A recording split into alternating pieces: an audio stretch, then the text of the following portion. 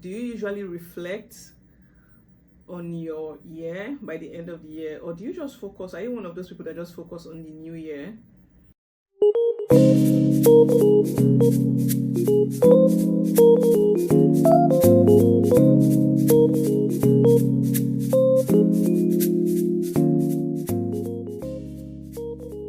Hi guys, welcome back to my YouTube channel and welcome to the last week of year 2025. How has it been for you? My 2025 was definitely not perfect, and I know that it has not been perfect for many of you either.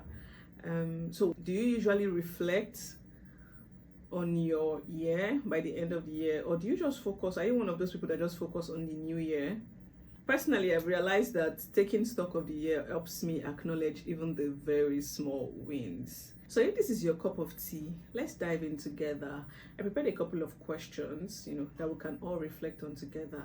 So yeah, you can grab your journal, and jot things down, jot down the questions, reflect on them, answer them, and you can also drop a comment, if you're comfortable sharing, the answers to these questions. The first question on my list is, what were my major lessons for year 2025?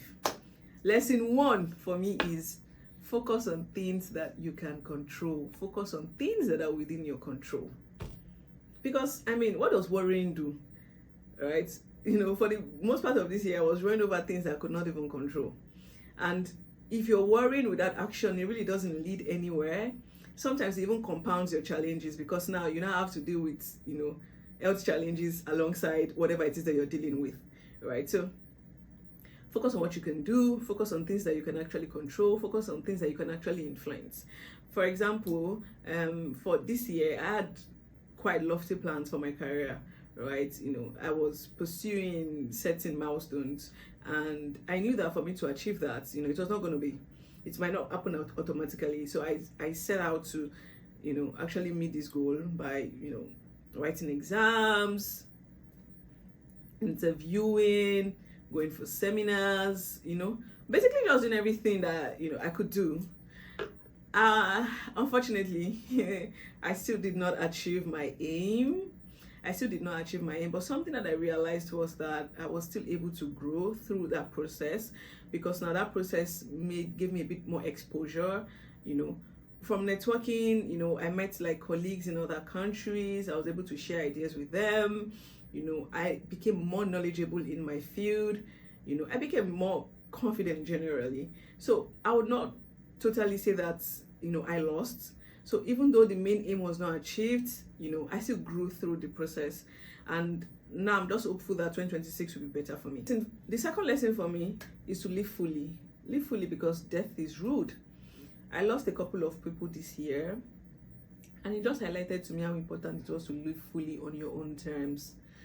We can only plan, we can only pray, we can only wish that death doesn't come soon, but really have no control over it, right? So if there are important things to be done, if there's anything, that you think is important that you really want to do, I think it's just best to get to it, because nobody really knows when death would come knocking. So yeah, think of that one thing that you think that you should be doing right now, or something that you've procrastinated for such a long time. Just go and do it. Just go and start it. Okay, just do it. Start it. Number 3 is that adulthood is hard. I've always known this, but this year,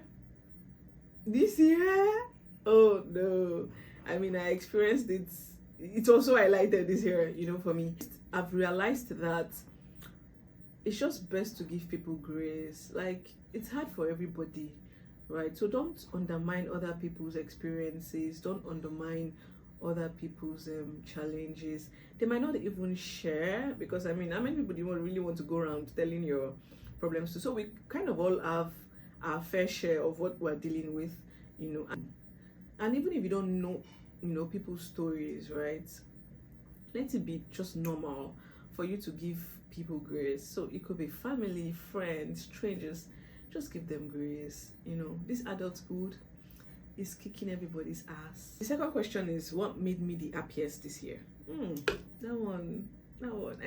So many things happened this year. Like, my friends got married, my closest friends got married, some had their babies, some bought houses, you know. Basically, people grew around me, and I was very happy for them. But I think what tops the lists, of what made me the happiest this year definitely has to be seeing my parents. I saw my parents, I've not seen my parents in like 4 years, and I had the opportunity of spending like a month with them this year, and that was just amazing. Just being with them, experiencing moments with them again, just being their baby girl, for a full 1 month. It was bliss. I loved it. Next one on my list is what made me the saddest this year. I lost my uncle sometime in November, and even though this year was quite challenging for me, I think that topped the list for me. Just I was angry. I was angry for weeks. I'm still angry, to be honest. I could not even. I was angry with everybody. I was angry with the government for the deplorable state of our roads. I was angry with the careless driver. I was numb for days. I just didn't think that I deserved to go that way, especially because he was quite a good man. He was like a father figure to me. He was there through all my major milestones. It was literally there. Was one of those people that I felt very safe with. So it was a major blow. It took a while for me to recover from that loss. I don't think he deserved to go that way, and a part of me just wish that he could just come back, but that's not possible. So the next on my list is what could I have done better this year. I think I could have done better with my health, right? Just eating the proper diet and exercising consistently. Last year was very good for me. I was always at the gym. I had the personal trainer. I was very conscious of what I ate. I felt quite fit. I felt quite fit. I was strong. I wasn't sick often. I ate well. I ate very nutritious meals that actually like made me feel good. But this year, somehow my health took the back seat, so I couldn't really focus on it as much. So I gained some weight, and it was not like I was totally careless with my health. It's just that I struggled with consistency. So this week I'm probably on a diet, and then the next week, there are I was relapsing a lot, and I just couldn't be consistent. I struggled a lot with that. So I hope that my 2026 will be better in that regard. I think another aspect of my life that I feel like I should have handled better is actually keeping in touch with my friends and family. When I say family here, I mean extended family. I don't have a problem with keeping in touch with my immediate family, but just stepping outside that circle and just keeping in touch with my friends, with my extended family, my loved ones. I struggle. This has always been a struggle for me. Sometimes I'm so in my own world that I don't realize how fast time flies. So I think I could have done better. I could have handled my relationship better. Check on them. I have amazing people in my corner, and they always come through for me. They're always there. I try as much as possible to also be there for them. But that consistency of saying, oh, I want to check up on you every week. I want to check up on you, almost every day or almost every week. I just know what's going on in your life.